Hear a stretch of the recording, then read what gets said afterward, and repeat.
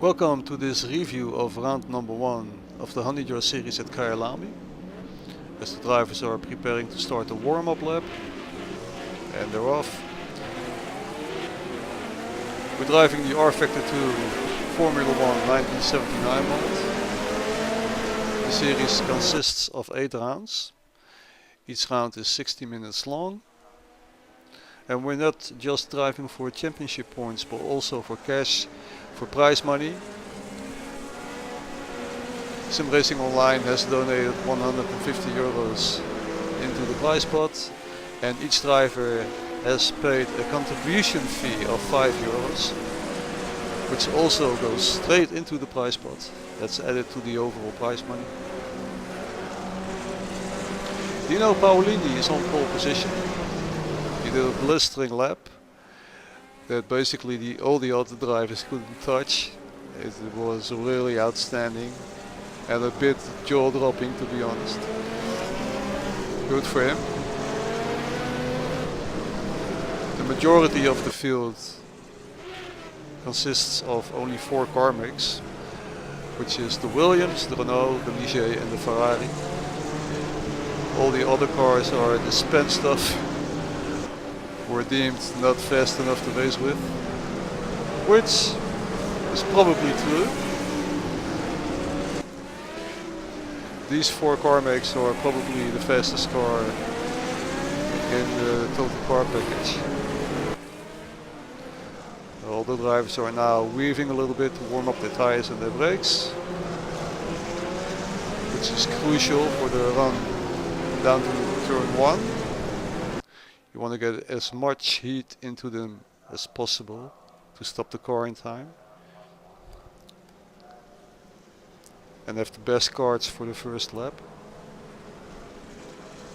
So Dino Paolini is approaching his pole position starting box, looking at Mazurek and the Ligier.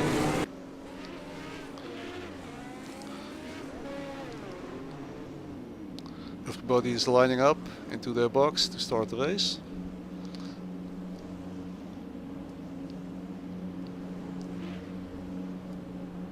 We can hear the sound of the start coming on just now.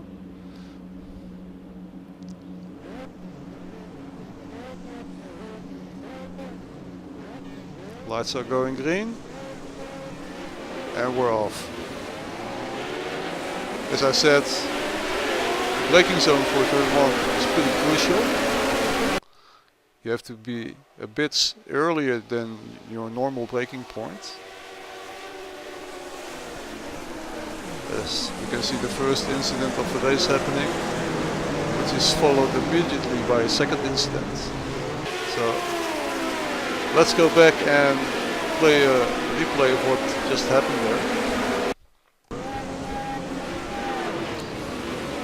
On board with Luis Moreno. He's a bit too late at the start and he gets swarmed. So he probably brakes on his normal braking point, but on cold tires that's just a bit too late. So he collects Mazurek.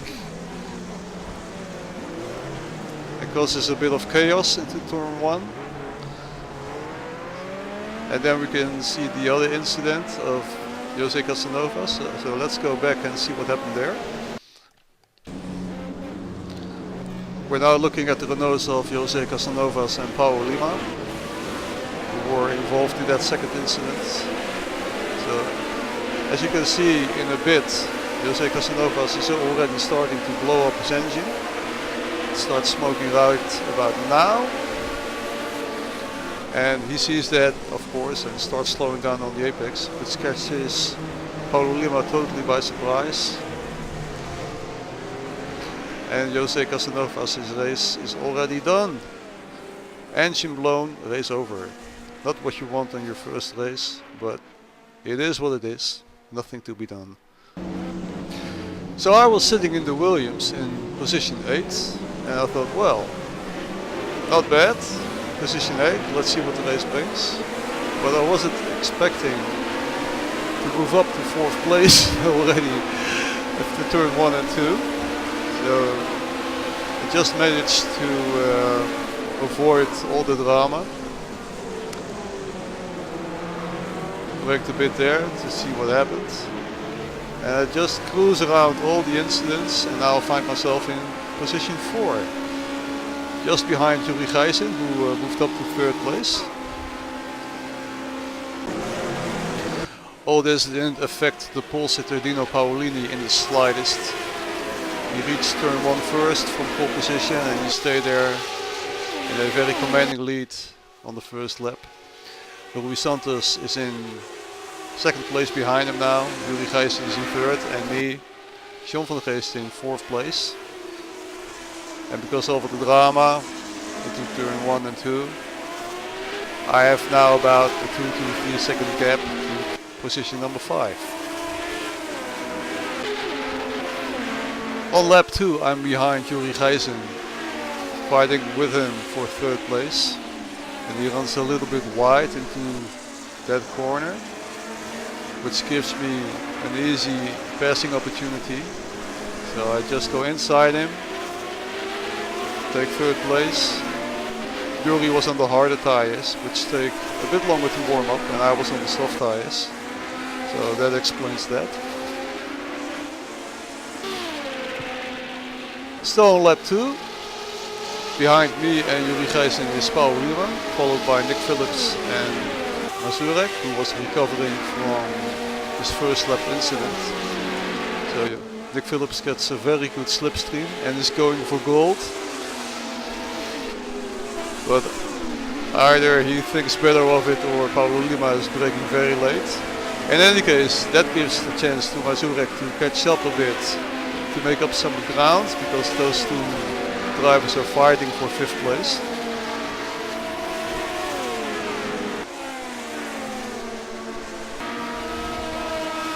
Further down the field, Laco is fighting with Ken Hunter. Ken Hunter in the Ferrari and Laco in the Renault. Ken Hunter gets a bit too wide in turn 1, which gives Laco the opportunity to dive up into the inside. Ken Hunter is not giving up, however, and he fights back to undo the pass as they get very close to each other. But now the pass is done and Laco is in 9th place. Meanwhile, the fight for 5th place is still going on between Mazurek, Phillips and Lima. Lima in the Renault is still ahead of this train. But Mazurek is now lining up his car to get a very good slipstream from both two cars. So Nick Phillips was expecting to attack Lima, but here comes Mazurek from the back, overtaking both cars. And unfortunately Lima and Mazurek collide, contesting track position in turn 1. So let's take a look what happened there in the replay. Mazurek is now very close to both drivers and in a perfect opportunity to get a double slipstream. So first passes Nick Phillips and then he tries to outbrake Paulo Lima. I don't think Paulo Lima expected him there, coming from so far behind. So big misunderstanding as both drivers collide with each other. And of course, where some are unlucky, one is lucky, and that guy's name is Nick Phillips. He gets the position on Paulo Lima, all for free. And for the time being, no pressure from behind, because that will create a significant gap to him.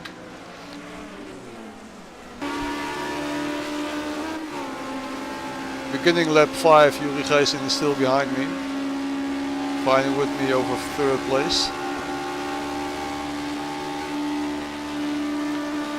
I was on the soft tires, he was driving the hard compound. And while we're both getting into our rhythm, we're both starting to do faster and faster lap times.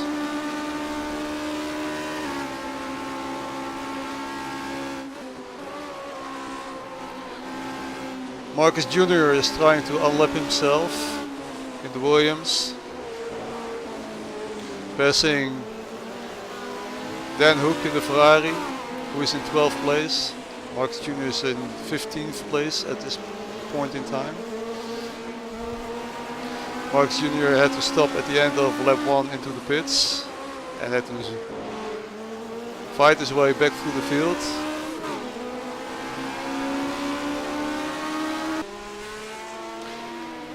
Here he overtakes Dan Hook very convincingly. A nice pass, not for position, but to unlap himself from Dan Hook.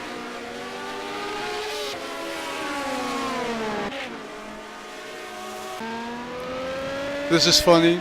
Ken Hunter in 10th place makes a driving mistake in the chicane. And then as he struggles to get back on the way, Nigel Middleton overtakes him for 10th place. So there goes Nigel Middleton. And now you can see the effects of the slipstream effect on the long start-finish straight. I think Nigel has a bit too much rear wing. And Ken Hunter just breezes by him without any effort and overtakes him back for 10th place. So as Dino Paolini completes lap 14 and starts 15, let's do a rundown of the field, where everybody is at this moment in time. So Dino Paolini is in first place. Then comes Rui Santos second. Me, John van der Geest in third. Yuri Gijs in fourth.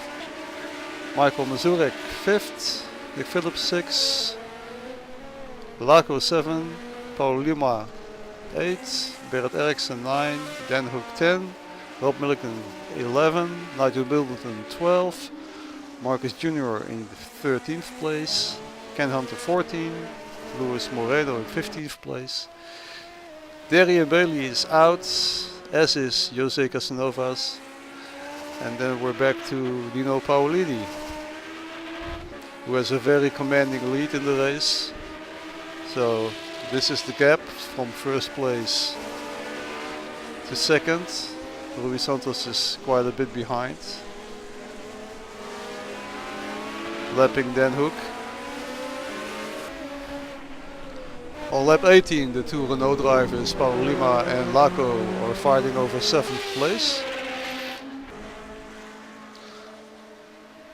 Paulo Lima gets into the slipstream of Laco, gets very close underneath the rear bumper, then pulls out of it to the right side, gets past long before turn 1. And without any locking brakes, he holds his line. Classic overtaking maneuver, very nicely done. On lap 25, Nigel Middleton is fighting with Rob Milligan, both admins at Sim Racing Online. Rob Milligan in the Ferrari, Nigel Middleton in the Williams. Rob gets it a little wrong there in the chicane, and Nigel is able to pass without too much drama. Behind him is Marcus Jr., who is a lap down, and he's unlapping himself there.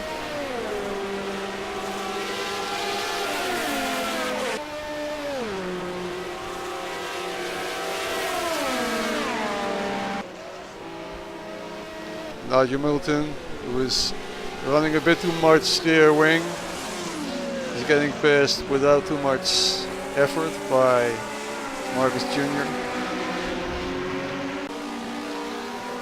Here we can see Berit Eriksson fighting with Dan Hook over 11th place. Dan Hook in the Ferrari, Berit Eriksson in the Ligier. Ken Hunter gets nicely out of the way, not interfering with that fight.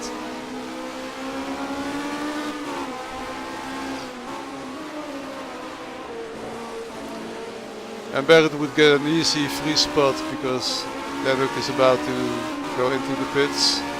I suspect he's also running soft tires, so he's coming in to get another set. And Bert Eriksson moves up to 10th place.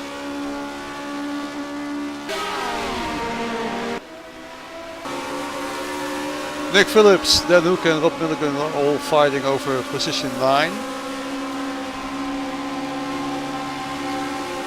Dan Hook is pulling out of the slipstream of Rob Milligan and does a nice overtaking maneuver. Nick Phillips is sitting behind, watching it all. So now he tries to attack Rob Milligan, the 10th place. Goes left and right. Not finding an opportunity. So all tires are pretty much worn now. So drivers can't push to the limit anymore. As you can see, cars are sliding. And this gives Nick Phillips a nice opportunity to attempt the pass. But Rob Milligan is holding on. He's not giving up so easy. Now the pass is done. And Nick Phillips sets out to get Dan Hook for 9th place.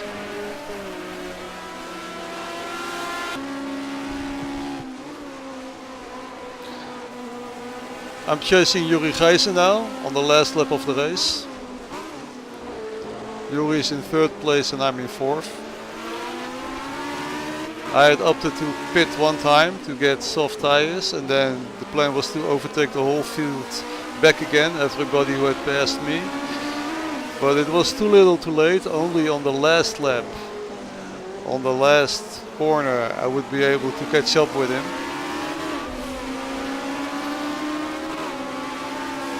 Rob Milligan is in between us, but he's being led. So Yuri goes over the finish line in 3rd place and I'm in 4th place. But still, very nice race. I enjoyed myself very much. Driving this car is just awesome. And had some good fights. Liked it. So here we have the rundown. In 1st place, Dino Paolini, who did an outstanding job, lapping almost everybody up to 3rd place. The winner, well done. Then in 2nd place, Michael Mazurek, who did an outstanding job of finishing in 2nd place in this Ligier against all those Williams drivers. Ligier also kicks ass. He proved that. And then in 3rd place, Yuri Gijssen, also in the Williams. 3rd place finish, very well done. He was on the harder tires and did the whole run without a stop. So pretty good effort. And here are the final standings. Dino Paolini won the race, Michael Mazurek got 2nd place and Yuri Gijssen came home in 3rd. It was a cracker of a first race and I hope to see you all at Zolder. Goodbye.